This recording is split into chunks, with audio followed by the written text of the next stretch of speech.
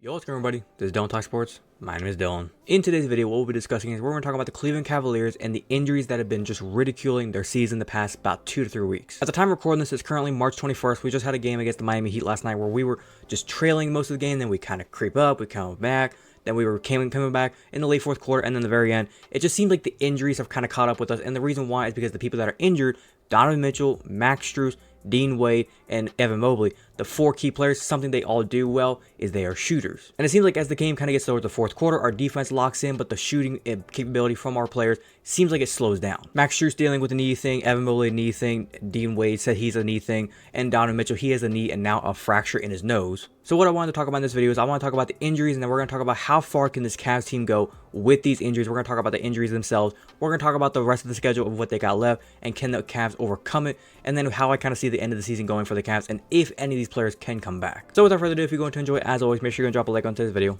Be very much appreciated if you do so. But without further ado, let's get into it.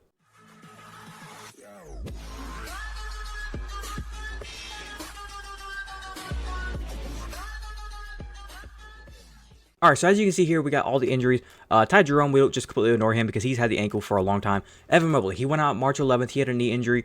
It says here he's no longer wearing the walking boot. He's walking around just fine. I'm hoping for the way it sounds, he's going to be back hopefully by the end of March, maybe first week in April. That's kind of like the way how everybody's talking. Donovan Mitchell, here's the thing with him. He had the nose fracture. They said it's going to be about a week till it kind of heals up. He's going to have to have a mask on when he comes back. That we're not worried about. We're talking about the knee. From what they said, it looks like it's a bone bruise. They had kind of injected like this PCP type thing into his knee. I forget exactly what it's called. Correct me in the comments. I might be getting that wrong. But they said they had to like inject something into his knee to kind of make it heal faster. From what we've been hearing is he was good to go. He played against the Houston Rockets, but then he has the broken nose. He got that healed. But now they're saying, oh, maybe the knee's kind of hurting again. If the knee is hurting again from what we are seeing, I almost feel like the way they need to handle this is just shut him down. Just shut him down. Keep him ready for the playoffs. ESPN Insider, he does kind of like segments on ESPN Cleveland YouTube channel. He's a Cleveland fan, kind of at heart, but he has to kind of be non-biased with kind of ESPN sports.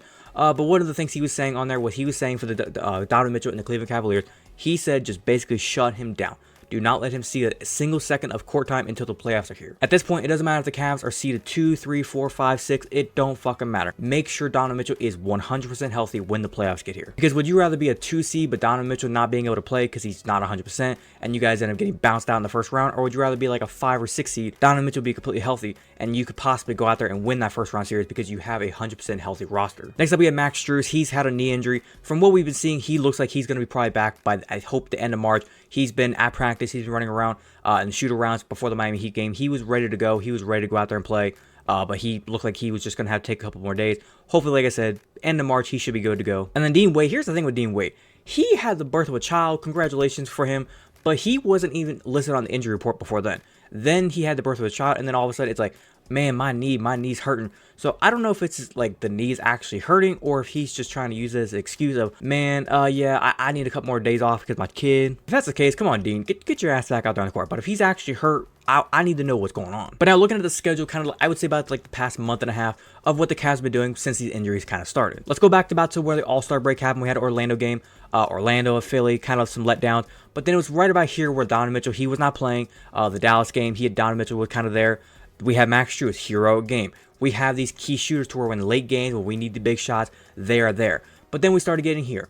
We come down here towards like the Boston game. Somehow that we won that game even without Donovan Mitchell. Then we went on the road. Atlanta, they just shut our asses out. Then Minnesota, a tough team. Somehow we fucking win this game again without Donovan Mitchell. So in that moment, we were all thinking, okay, maybe we can win some games without our key guys, Mitchell, Strus. Maybe we can win some games without these guys. Then we finally found some kryptonite in Brooklyn, who just could not miss a shot. Phoenix, we had a chance to win late in the game, but we had key mistakes, turnovers, bad shot attempts. We weren't really passing the ball that much. Things were going wrong in there. Then we bounce back again, a good team, New Orleans, and we win that game. Then we play a Houston team, should have beaten the shit out of them. Somehow we end up getting our asses spanked by them. Indiana, we were able to beat them. I think the only reason we won that game was because our defense was able to step up, and also Indiana, they just couldn't hit a shot. And then, like I said, Miami, we ended up losing that game 107-104. We lost the game late because we were up 96-100. Terry Rozier, he just fucking took off. It was like the last 90 seconds. He hit a 3. Darius Garland, I think it was Isaac Okoro, ended up fouling him. It was a 4-point play, hit the free throw. Then we come back down. We couldn't get a basket. Terry Rozier has the ball again, and he drains a 3 to go 103-100. And it was like just in a blink of an eye. we go from leading by 4 to down by 3 within like 35 seconds. But like I already said a second ago, the key thing with all these games that we lost, we couldn't get scores late. And the thing with being able to get scores late, Darius Garland, here's the thing with him. He's a good shooter. The thing he needs to start doing more, shooting the ball. Here lately with Donovan Mitchell not being out there on the court, Caris LeVert has had to step up and be the pure ball handler. And when I say ball handler or like just pure score, I'm talking about driving to the rack, tough shots, layup, get in there, go at the rim. We saw Jimmy Butler go against the Cavs last night, and he was just beating our asses. He was driving to the rack. Terry Rozier was doing it. Patty Mills was doing it. They were just driving to the rack, going, getting shots. With us, it's so much dribble, behind the three-point line, pass. It's like, bro, when are you guys going to actually drive to the rack, cut pass, get it inside? Whether it's Jared Allen, Isaac Okoro, even Caris LeVert, Darius Garland, sometimes there's times where he gets out there on the wing, he's got a wide open look, but he decides to dribble, try to do a crossover 3, and it's like, bro, just take the shot. When you look at the overall stats for the teams going forward, Donovan Mitchell, let's say he's out for the rest of the season. Let's just say he decides to let that knee rest and he decides to shut it down for a while. We're going to be missing out on about 27 points a game. I realize with him being injured these past couple weeks, he was not scoring 27 points. He was scoring about 10 to 15, maybe 20 points, if that. When you look at the rest of the shooters on the court, like I said, Darius Garland, if he can go out there and give you 20, that's good. If Evan Mobley, whenever he comes back, if he can go out there and give you the 15 to 20 points, like I said, 10 plus rebounds, that's good. Jared Allen, he's going to give you at least 15 and 10. That's solid numbers out of him. And Caris LeVert has been like lightning in the bottle here lately. He's giving us about 15, 20 points a game. If he can do that, that is golden. Isaac Okoro has been shining. Last night in the first quarter, I think he had 7 points immediately, like within about 5 minutes. And then from there, he kind of slowed down. But then we look over at some of the other guys. George Yang, he's been a lightning in the bottle. Sam Merrill, he's a hit or miss on his shots. But it sucks to say it, but we are truly missing some of our other guys. Now, Marcus Morris, we signed him to a 10-day contract. If we sign him for the rest of the year, that'll be awesome. But when it comes to the rest of the shooters, Max Strus, sometimes he makes them, sometimes he misses. But when he makes them and he gets hot, it's like you miss it. Craig Porter, I wish he would take more shots. There's times where he's out there and he gets some good looks and he just doesn't take them. I wish he would take more shots. Now, looking at the rest of the schedule for the Cleveland Cavaliers, what is the expectation? We have 13 games. Realistically, can we go 8 and can we at least get 8 wins, maybe 7 wins? The Minnesota game, I hope we could win, but we're probably going to lose that game. The Miami game, after we just lost last night, we got to bounce back and get a win. So let's say we go 1-1 between the road stretch. Let's say Charlotte. Let's say, God forbid, we split it. We go 2-2. Philadelphia, I think we can win that game. Denver, we lose. So 3-3. Utah, I think we can win that game. 4-3. Phoenix, let's say we pull off an upset and we win that game. 5-3. Lakers, let's say we can beat them. It's a close game. Lakers always play games close. Let's say we can pull off an upset. We win that game. That's like 6-7 games. Lakers or Clippers, let's say we lose that game. Memphis, we win. Indiana, say we lose because we're already clinched the playoff spot. Charlotte, maybe we get a win. Like I said, 7-8 wins realistically is possible. If we come out of the stretch with anything less than 6 wins, I'm going to be scratching my head and wondering, how the fuck are we going to do anything in the playoffs? Because at this point of the season, usually we like to say, okay, teams got their rotations ready to go. You got your lineups ready to go. People are starting to get healthy. This is usually where everything goes good. And I'd like to think that's the kind of way the Cavs are going right now. Hopefully with the injuries already happening, maybe everybody will get healthy. Like I said, Max Strus, end of March, maybe he'll be back. Donovan Mitchell, hopefully by the time playoffs get here, he'll be ready to go. And Dean Wade, hopefully by then, he'll be ready to go as well. That's kind of the big thing I think the Cavs are just banking on. If we can get everybody healthy by like April 2nd, April 3rd, hopefully by this Utah game, if we can get everybody ready to go for this long road stretch, that would be huge. Because if everybody can get healthy by that point and we can get everybody acclimated, get back in the lineup, we can get our solid rotation, we can get our starting lineup back, for God's sakes. Because when I look at the roster, here's the thing. Everybody talks about JB Bickerstaff, how he doesn't have a lineup figured out. Oh man, JB, how are you not getting a lineup figured out? I think he's doing one of the best coaching jobs in the league right now with the fact of all these injuries happening. And everybody always says, man, what's your lineup? Man, what are all these rotations? What are all these players going on? Like, you never have a solid rotation. Well, it's kind of hard when everybody's hurt. Like, every single player within the starting 5 has been hurt at least some point this season. I think Jared Allen's the only person that hasn't gotten hurt this season. Donovan Mitchell's been hurt. Darius Garland's been hurt.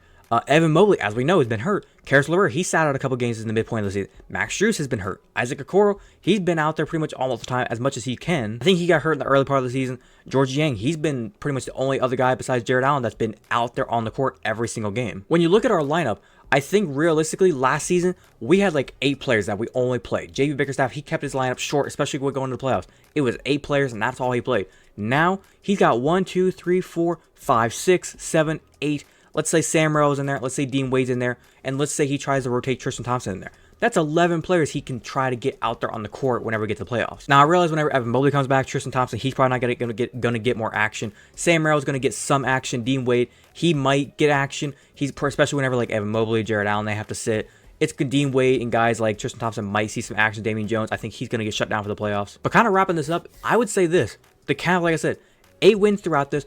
If you can wrap the season up with at least like last season, I think we went like 50-32, 51-31. If we can get that same record, good. Here's then the problem with that. When we look at the standings, right now we're about a game back in Milwaukee. Last night was a bad night for Milwaukee and Cleveland. Boston, they're running away with everything. They're going to win that division. They already won their division. They're going to end up winning the conference very easily. They already have an 11-game stretch with, like I said, 13 games to go. They're probably going to play like maybe 5 more games, win those games, and they're going to just go ahead and rest their guys. They're like, we're good. We're golden. We won their conference. Like I said with the Cavaliers, if they can win 7 games, 8 games, let's say they go 8-5. 5 more losses you can afford. That right there will put you in the play-in. That's kind of where we're kind of at. Obviously, like I said, Miami we play again. If we can beat them, and then we have a game against Indiana later on the year, if we can beat them again, we have a realistic shot to at least, at the worst case scenario, drop down to maybe number 5 seed. We have to keep winning though. Playoffs are here. This is playoff time. The Cavs need to make a run. But other than that, I think I'm going to wrap it up there. Hopefully you guys did go on to enjoy today's video. If you did enjoy, as always, make sure you can drop a like on today's video. Be very much appreciated if you do so. If you wanted to watch the entirety of today's video, thank you very much. And like I said, if you have a different opinion, if you think the Cavaliers are poised and ready for the playoffs, if you think they're not ready for the playoffs, how do you think the injuries are going to affect them going into the playoffs? If you think Donovan Mitchell is going to be ready to go for the playoffs, what do you think about Max Strus, Dean Wade, Evan Mobley? What do you think about all the injuries? If you think they're going to be ready to go or not, leave your complete opinion down in the comment section down below. Be more welcome to talk about with you guys. If you're a fan of the content that I do post here and you want to go and hit that big red subscribe button, feel free to do so, and do not forget to hit that little notification bell. Be notified the second I post. But without further ado, this has been Dylan Talk Sports. Have a great day. Peace.